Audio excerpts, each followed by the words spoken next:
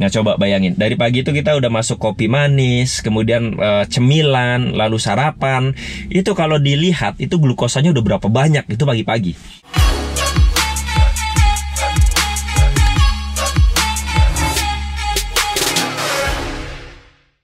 Halo guys, bismillahirrahmanirrahim. Assalamualaikum warahmatullahi wabarakatuh. Jadi ini ada pertanyaan di channel saya ya, tapi apa salahnya kalori dari nasi gitu ya. Jadi gini teman-teman, ini alhamdulillah saya sudah 6-7 bulan. Dari September tahun 2022 saya itu sudah dalam tanda kutip nggak makan nasi ya. Memang dalam 6-7 bulan ini saya tidak makan nasi sama sekali ya. Tapi sebenarnya bukan nasi doang gitu. Yang tidak saya makan itu adalah semua makanan yang ada karbohidratnya, terutama karbohidratnya cukup tinggi ya. Atau dalam artian semua makanan yang kalau masuk ke dalam tubuh maka dia menjadi gula. Nah gitu. Jadi semua makanan yang kalau masuk ke dalam tubuh menjadi gula atau glukosa, maka saya sudah nggak konsumsi lagi dari 6-7 bulan yang lalu. Alhamdulillah sekarang saya masih hidup gitu ya. Jadi kalau bilang, wah nanti kalau nggak makan nasi mati loh. Wah nanti kalau nggak makan nasi nanti lemes loh. Tapi ternyata saya membuktikan 6-7 bulan ini saya tidak makan nasi atau tidak makan makanan yang mengandung karbohidrat. Alhamdulillah masih sehat-sehat saja ya. Dulu berat badan saya, nih kalau teman-teman lihat ini foto yang ini, itu berat badan saya itu 82 lebih. Dan teman-teman kalau ngikutin saya itu punya kaki sebelah kanan yang polio. Jadi ketika berat badan saya naik terus, itu yang terjadi adalah saya tuh ngap kalau jalan. Rumah saya kan tingkat, itu kalau naik tangga itu sampai atas saya udah ngap gitu ya, berat gitu. Jadi tumpuan saya cuma satu kaki, tapi berat badannya luar biasa berat. Dari situlah kemudian saya berpikir, wah ini kalau dibiarin terus nggak bisa nih gitu. Akhirnya saya mikirnya, wah harus diet nih gitu ya. Waktu itu mikirnya cuma gitu doang, sesimpel itu, harus diet. Saya cobain defisit kalori, kemudian saya cobain ini itu, tapi nggak berhasil juga gitu ya. Mungkin nggak berhasilnya gara-gara saya tidak konsisten ya. Tidak konsisten dalam artian kalau defisit kalori kan saya setiap makan harus saya timbang, harus saya hitung berapa kalorinya ini itu. Nah akhirnya saya ketemu dengan yang namanya KF ya, ketofastosis ya. Jadi ketofastosis ini apa gitu ya. Saya masuk ke grupnya, saya pelajari, kemudian saya coba-coba. Waktu itu saya cuma mikirnya, yang penting coba 1 minggu deh. 1 minggu saya kuat nggak ya gitu. Pas coba 1 minggu itu luar biasa gitu. 1 minggu saya turun 4 kilo. Itu dalam 1 minggu bisa turun 4 kilo. Walaupun kata orang itu turun pertama 4 kilo itu bisa jadi cuma airnya doang gitu berkurang. Tapi bagi saya yang masih awam, yang pengen nurunin berat badan, entah yang berkurang air, entah yang berkurang apapun, tapi turun 4 kilo dalam 1 minggu itu bikin saya takjub gitu ya. Wih, 1 minggu bisa turun 4 kilo gitu kan. Lalu saya berpikir, oke, kita coba 1 minggu lagi ke depan. Saya coba 1 minggu lagi ke depan, sampai di bulan pertama itu saya bisa loss sampai 5-6 kiloan. 5-6 kilo. Nah kemudian ya mungkin teman-teman nanya ya, ketofastosis itu apa sih yang dilakukan? Nah yang dilakukan itu adalah saya intermittent fasting. Jadi saya berhenti makan itu jam 8 malam. Kayak tadi malam nih, tadi malam saya berhenti makan jam 7. Lalu sampai ketika video ini dibuat, ini sekarang jam berapa ini? Ini sekarang jam 7.37, jam setengah 8 pagi. Itu saya belum masukin kalori ya. Saya masih puasa, intermittent fasting. Jadi puasa tidak masukin kalori. Minum boleh nggak? Boleh ya. Minum teh tawar, kopi yang tidak pakai gula. Kalau mau manis bisa pakai stevia yang tidak ada kalorinya. Jadi saya masih intermittent fasting sampai jam 12 siang. Nah jadi saya intermittent fastingnya itu 16 jam. Jadi selama 16 jam, dari jam 8 malam sampai jam 12 siang, saya tidak masukin kalori apapun ya. Tidak masukin kalori apapun. Tapi konsumsi apapun boleh, yang penting gak ada kalorinya ya. Konsumsi air putih, teh tawar, kopi pahit yang gak pakai gula gitu, itu masih oke ya, gak apa-apa. Nah kemudian nanti jam 12 siang, ini saya ngomongin yang saya lakukan ya. Jam 12 siang tuh saya makan ya. Saya makan, apa yang saya makan? Nah kalau di ketofastosis itu yang saya makan itu adalah ya hewani ya, telur ayam, daging ayam, kemudian daging sapi, daging kambing dan sebagainya dan sebagainya. Pokoknya yang hewani, ikan-ikanan gitu ya. Nah, semuanya yang hewani. Lalu setelah jam 12 siang makan, nanti saya boleh makan itu sampai jam 8 malam lagi. Jadi dari jam 12 siang sampai jam 8 malam saya boleh makan. Yang penting itu makannya kalau bisa, bukan kalau bisa sih, kalau ngikutin apa itu ketofastosis, maka ya harus yang dalam tanda kutip karbohidratnya itu nggak ada gitu ya, karbohidratnya itu nggak ada. Nah, nanti kita bahas lagi lah lebih jauh tentang ketofastosis. Saya mau membahas tentang yang pertanyaan awal tadi ya. Di video tadi kan ada yang komen kenapa emang kalau kalorinya dari nasi. Nah, kita bahas ini dulu deh. Jadi makronutrien ya, makronutrien itu ada 3, karbohidrat, lemak, sama protein. Itu adalah makronutrien, karbohidrat, lemak, sama protein. Itu yang pertama. Ketiga makronutrien ini ya punya energi. Jadi kalau masuk ke dalam tubuh bisa jadi energi. Dan dilalahnya karbohidrat ini adalah makronutrien yang non esensial. Artinya kalau nggak masuk ke dalam tubuh itu sebenarnya tubuh bisa memproduksi sendiri ya glukosa dalam tubuh. Makanya banyak orang yang nggak, misalkan ada tawanan gitu ya, tawanan perang, kemudian dia di penjara, kemudian disiksa nggak makan sampai ini, dia tuh tubuhnya masih bisa ini dalam misalkan sebulan atau apa itu masih bisa bertahan nggak makan gitu, karena memang tubuh ini udah diciptakan oleh Allah cukup canggih sehingga pada kondisi tertentu ketika kekurangan makanan itu dia bisa menggunakan lemak yang ada di tubuh, kemudian dia bisa memproduksi gula sendiri ya. Teman-teman bisa cari aja di Google kalau nggak percaya, itu bahwa tubuh bisa memproduksi gula sendiri gitu. Artinya tadi makronutrien yang 3 tadi, karbohidrat, protein, lemak. Nah, karbohidrat ini itu nggak esensial. Nggak esensial itu artinya kalaupun kita nggak masukin ke dalam tubuh, maka tubuh bisa memproduksi glukosa sendiri. Itulah kenapa saya akhirnya memutuskan ikut ketofastosis, kemudian tidak masukin karbohidrat ya, atau kalaupun masuk pasti ada, yang nggak mungkin 0 tuh nggak mungkin. Karena apa? Kita nggak mungkin 0 masukin, nggak mungkin 0 karbohidrat tuh nggak mungkin. Ya kenapa? 1, karena sayuran pun kalau kita makan itu ada karbohidratnya. Cek aja, misalkan teman-teman apa nih sayuran apa, cek itu pasti ada karbohidratnya. Ya, rempah-rempah yang teman-teman pakai untuk bumbu itu kalau dicek itu ada karbohidratnya. Ya, jadi hampir semua makanan yang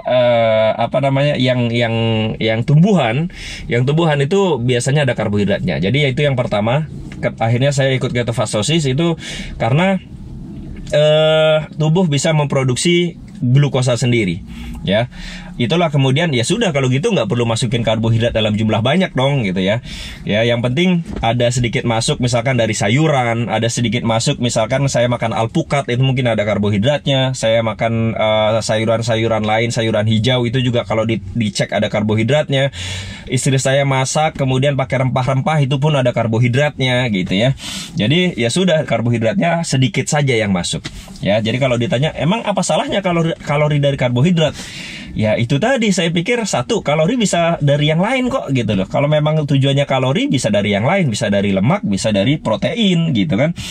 Lalu kemudian yang kedua yaitu tadi, karena karbohidrat itu bisa diproduksi juga kok dari tubuh gitu loh. Yang ketiga adalah ya ketika karbohidrat masuk ke dalam tubuh kita ya, jadi karbohidrat nih, saya ngomong karbohidrat, ketika masuk ke dalam tubuh kita, entah itu karbohidrat dalam bentuk gula pasir, gula aren, fruktosa, galaktosa, kemudian nasi, ubi, singkong, nasi merah, nasi coklat, nasi hitam, nasi hijau, nasi kuning, atau apapun namanya, yang itu namanya karbohidrat ya. Walaupun dia ada yang karbohidrat kompleks atau karbohidrat tidak kompleks, itu kalau masuk ke dalam tubuh itu jelas akan dipecah menjadi glukosa ya. Jadi apapun jenis karbohidratnya itu kalau masuk ke dalam tubuh itu akan dipecah jadi glukosa. Nah, memang benar ya, ketika yang masuk adalah karbohidrat kompleks, maka di dalam tubuh itu butuh waktu lebih lama untuk dipecah jadi glukosa. Sehingga ada yang bilang kalau kita makannya karbohidrat kompleks, maka insulin itu naiknya akan lama. Ya iya, karena karbohidrat kompleks itu masuk ke dalam tubuh butuh waktu lama juga untuk dipecah jadi glukosa. Tapi ujung-ujungnya tetap glukosa loh. Walaupun lama, ujung-ujungnya akan ada peningkatan insulin ya. akan ada peningkatan insulin. Jadi itulah kenapa saya udah kalau gitu karbohidrat nggak dikonsumsi deh. Kenapa? Ya itu tadi, ketika karbohidrat masuk lalu dipecah menjadi glukosa, maka tubuh kita akan memproduksi insulin. Ya, insulin itu apa gunanya? Insulin itu adalah hormon ya kalau nggak salah, bukan enzim ya. Itu akan misalkan dia otak kita bilang, dalam darah banyak glukosa. Lalu otak kita memerintahkan pankreas memproduksi insulin. Lalu insulin ini akan mengangkut glukosa itu untuk masuk ke dalam sel. Ya, coba bayangin. Jadi insulin itu akan bekerja. Ya, dan teman-teman ingat ya. Kalau kita selama ini itu karbohidrat yang masuk banyak banget ya, banyak banget. Pagi-pagi kita sarapan. Oke, sebelum sarapan bangun tidur, sholat subuh, ngaji misalkan gitu ya. Lalu kita nonton berita atau nonton apapun, baca berita, baca koran kalau zaman dulu. Kalau sekarang mungkin nonton YouTube berita-berita atau apapun. Itu sambil ngopi kadang-kadang kan. Sambil ngopi itu pun kadang-kadang disuguhin pisang goreng misalkan. Lalu setelah itu jam 6 atau jam setengah 7 mandi, kemudian kita berangkat. Sebelum berangkat kita sarapan. Nah, coba bayangin, dari pagi itu kita udah masuk kopi manis, kemudian cemilan, lalu sarapan. Itu kalau dilihat, itu glukosanya udah berapa banyak, itu pagi-pagi.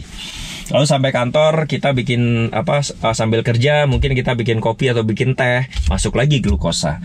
Siang kita makan siang pakai nasi, lauk pauknya dan sebagainya, itu masuk lagi karbohidrat atau kalau dipecah dalam tubuh glukosa.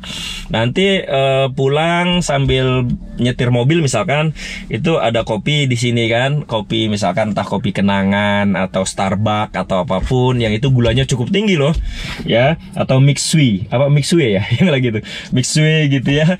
Kita ini, nah itu kan gulanya cukup tinggi ya, itu kan gulanya cukup tinggi. Apa yang terjadi? Malam kita makan nasi lagi gitu ya.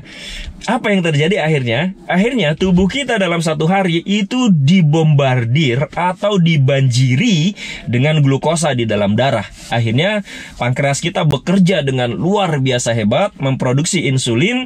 Lalu insulin itu kemudian mengangkut gula di tubuh kita agar darah kita kembali rendah gulanya. Kalau itu terjadi sehari 2 hari mungkin nggak masalah.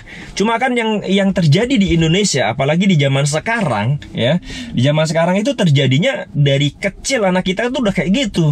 Dari kecil anak kita ya habitnya kan begitu ya, pagi-pagi sarapan ini itu gitu ya. Tapi untungnya kalau masih kecil geraknya masih banyak, jadi mereka biasa aja. Tapi kalau itu terbawa terus sampai tua, oke lah kita ngomong orang tua nih, kayak kita gitu ya. Nah itu kalau terbawa terus, bayangin aja seharian glukosa masuk banyak banget. Akhirnya insulin juga diproduksi cukup banyak. Lama-lama ada namanya itu resistensi insulin. Resistensi insulin itu adalah ketika insulin itu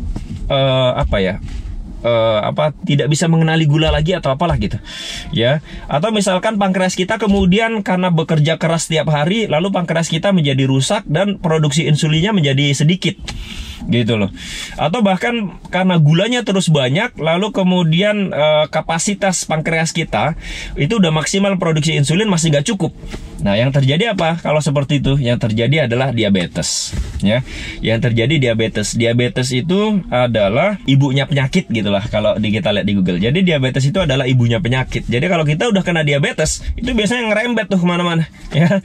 Paru-paru, jantung, ginjal itu ngerembet tuh ke semuanya ya.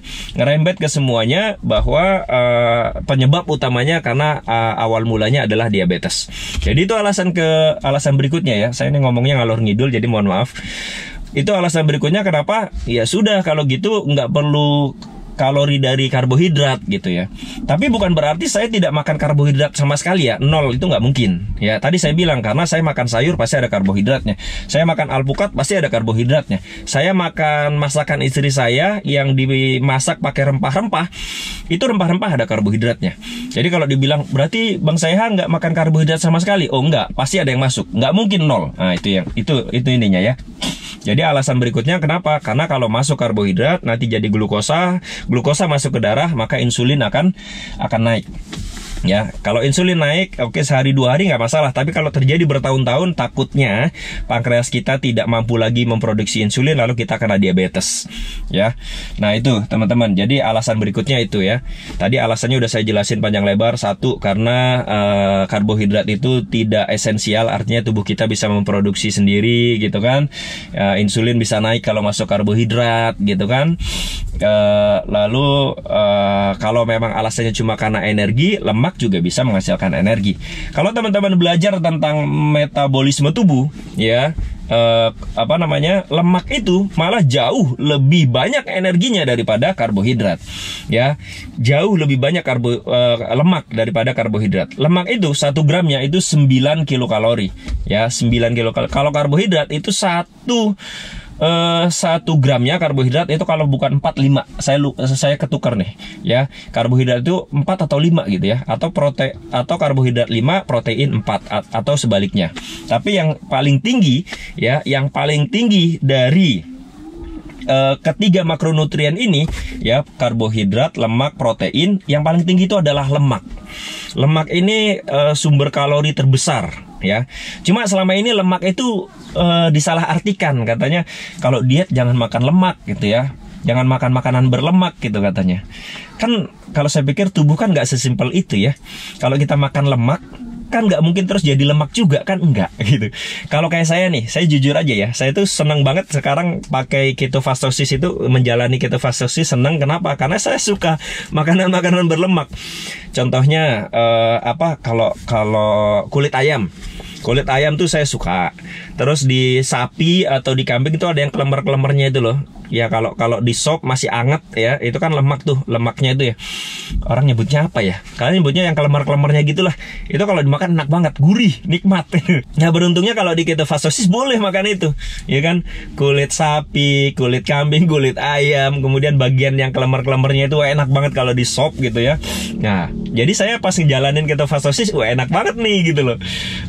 Kalau dulu pas ngejalanin yang diet yang nggak boleh makan lemak kan makanannya nggak enak, ya kan? Kalau bagi saya nggak enak makanannya. Misalkan ayam cuma direbus doang, lah apa rasanya ayam cuma direbus doang gitu kan?